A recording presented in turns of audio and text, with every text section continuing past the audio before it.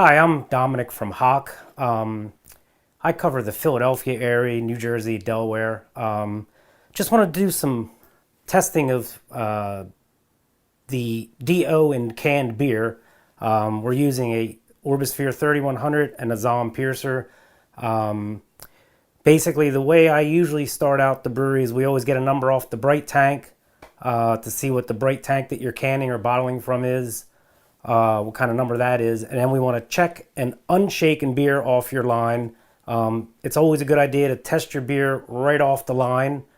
That's when the DO is going to be the highest. So I like starting out with some unshaken beers if you can afford to do it per head to see how consistent your heads are. That's a good way to do it. And then I'll show you, this one's a shaken can. I already shook it for 5 minutes. We're going to do that one next.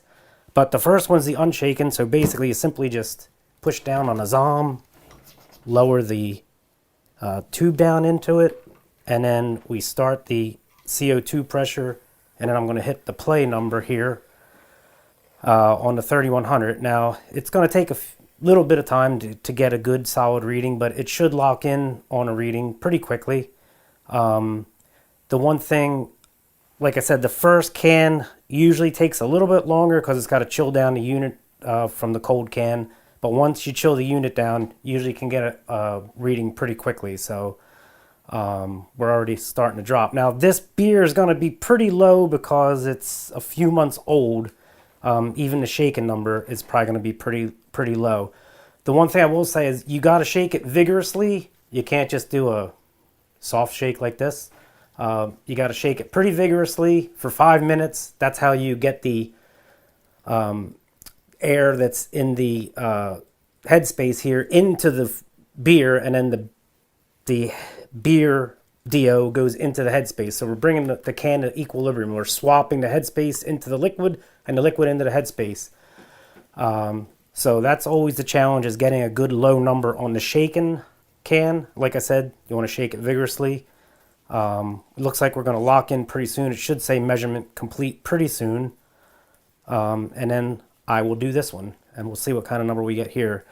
There is a little dial on the side that sets the flow. I usually set the flow between 150 to 200 mLs per minute when I'm doing the package analysis, whether it be a bottle or a can. There we go. So we got 12.3 ppb on that guy.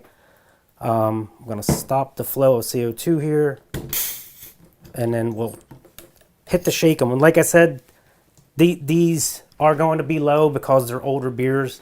The shaken one is probably going to be low as well. Like I said, 5-minute shake, and then we're going to do a piercing here. Start the CO2 flow and hit the play button. And make sure my flow is good here between 150 and 200 mLs. It looks good. Ideally, I always like to tell breweries to shoot to get that shaken number below 75 would be good. The lower the better, but that's a good target when you first start out, I think anyway. It's like I said, this beer's old. That's why we're seeing such low numbers. You know, I don't know what this beer may have been. Again, I tore the label off because I don't want to implicate anyone's beer. So, you know, it's a very simple process. The maintenance on this unit's pretty simple. I mean, I always suggest cleaning it out with some distilled water. You don't want to really use chlorinated water. Yeah, we got a good number on that shaken. That would be awesome if it was right off the line.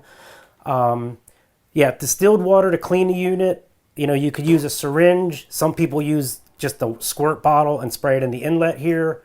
Also, you know, every couple weeks we suggest ethyl alcohol cleaning through the unit, and again, that would be through the syringe.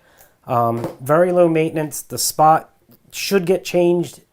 I say every 2 years. I think our manual says every year, but I've seen them last at least 2 years. And then calibration probably once a year, maybe a little more frequently if the unit's on all the time. But like I said, it's a very low maintenance piece of equipment and very easy to use, as you can see from here. All right, thanks for watching, and if you have any questions, you can post them below. Thank you.